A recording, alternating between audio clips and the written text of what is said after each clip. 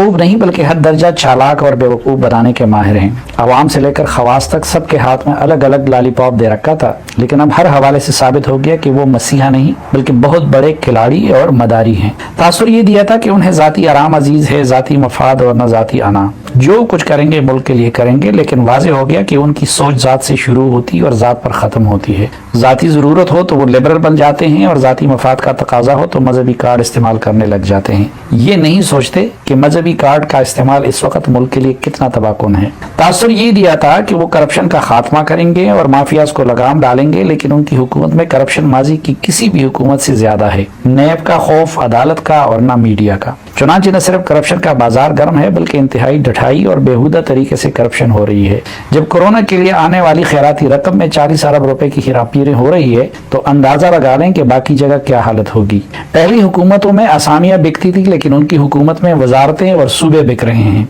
बलूचिस्तान की पहली हुकूमत भी अरबों में बनी थी और अब भी कई अरब रुपए के एवज मारजी वजूद में आई है। पंजाब में सरेआइना कोई और है जबकि पसेआइना अरबों का धंधा जोरों पर है। खैबर पख्तूनख्वा के बारे में तो पीटीआई के एमपीए और परवेज खटक के भाई जो चंद रोज कबल तक वजीर थे ने मेरे टीवी शो में गवाही दी कि करप्शन के माजी के रिकॉर्ड टूट गए हैं।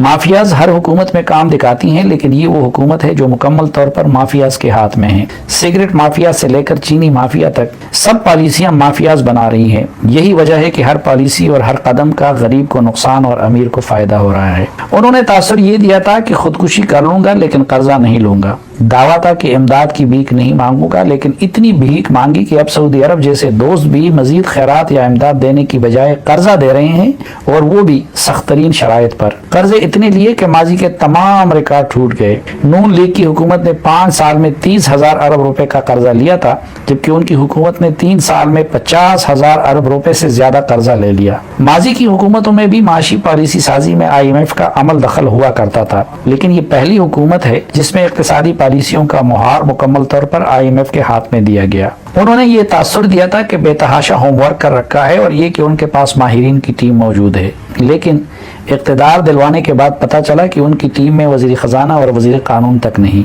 वज़ीर कानून अल्ताफ़ हुसैन के तरबियत याफ्ता उनके साबिक वकील को बनाया गया। पहले जिस शख्स को वज़ीर ख़जाना बनाया गया वो मईशत के नहीं मार्केटिंग के माहिर थे, और वो भी अपनी ज़ात की मार्केटिंग के। चुनांचे उन्होंने तबाही की बुनियादें रख दी और अब उनके जरिए सीपेक वगैरह का बेड़ा गर्क किया जा रहा है।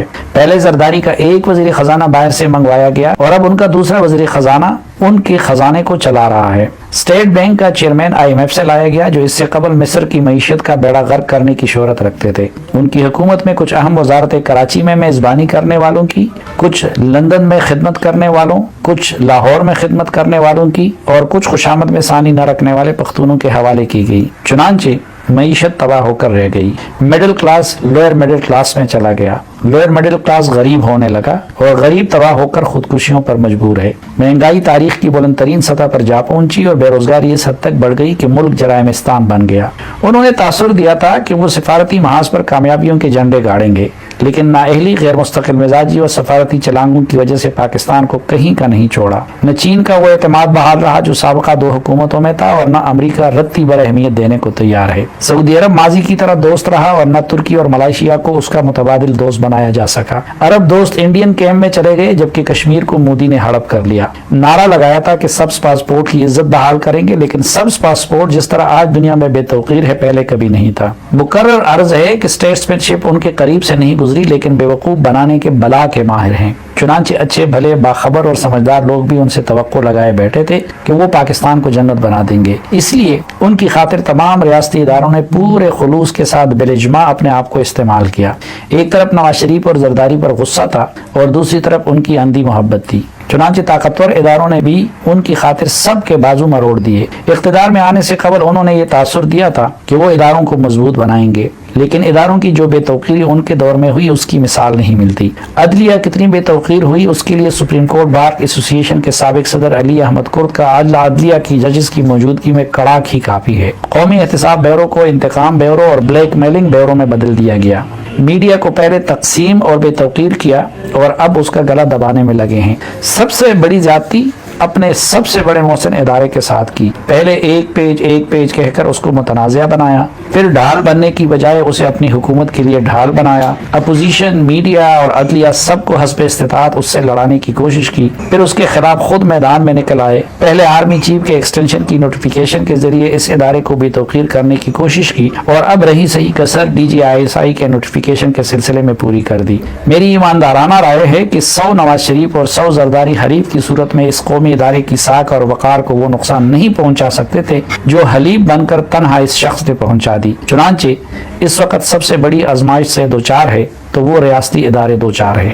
اس شخص کی خاطر اتنی دشمنیاں مول لی گئی ہیں کہ انہیں آسانی کے ساتھ چھوڑا بھی نہیں جا سکتا, اور اسی تناظر میں انہیں خود بھی یہ زوم ہے کہ ان کا کوئی متبادل نہیں, اس لیے وہ مزید جارحانہ انداز میں کھیلنے لگے ہیں. ریاستی اداروں کے لیے تاریخ کا سب سے بڑا بوجھ بھی بن گئے ہیں, لیکن ساتھ ساتھ ان کی مجبوری بھی. دوسری طرف اپوزیشن اتنی نکمی, تقسیم اور غیر مستقل مزاج ہے کہ خود کوئی متبادل راستہ نکال کر اداروں کے سامنے پیش کرنے کی بجائے اس انتظار میں بیٹھی ہے کہ کوئی اور اس کی واپسی کا خاکہ تیار کر لے جس میں وہ صرف رنگ بھر لیں گے.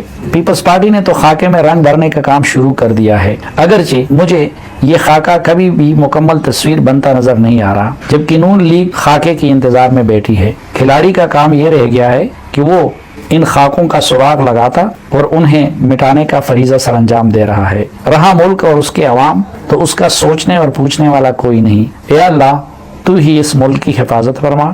آمین.